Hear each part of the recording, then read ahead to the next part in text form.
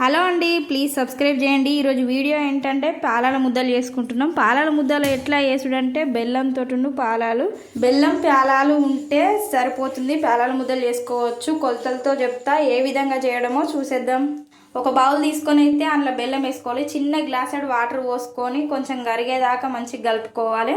ఒక కప్పు నిండనైతే బెల్లం తీసుకున్నా. ఒక కప్పు నిండా బెల్లం తీసుకుంటే 3 కప్పులన్నా 2.5 కప్పులన్నా పాలాలు తీసుకోవాలి.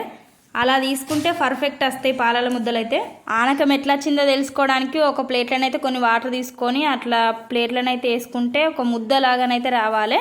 వీడియోలో చూపిస్తున్నట్టు అట్లా ముద్దలాగా వస్తే అది ఆనకం వచ్చినట్టే. అలా వచ్చినాకనైతే సిలిండర్ ఆఫ్ చేసుకొని ప్యాల ఆనకంలో పోసుకోవాలి. ఒక కప్పుకి 3 కప్పులు పోసుకున్నా. నేనైతే 3 కప్పులైనా పోసుకోవచ్చు, 2.5 కప్పులైనా పోసుకోవచ్చు. పోసుకొని మంచిగా మిక్సీ వేయాలి మొత్తం అంతా కలిసేటట్టు.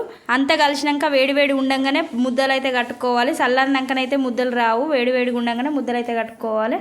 ఇవి పిల్లలైతే చాలా ఇష్టంగా తింటారు. మా పిల్లలు కూడా తింటారు. డైలీ బెల్లం తినమంటే అసలే తినరు. అందుకని ఇట్లా చేసి పెట్టినా ఎంతో టేస్టీ పాలాల ముద్దలు అయితే రెడీ.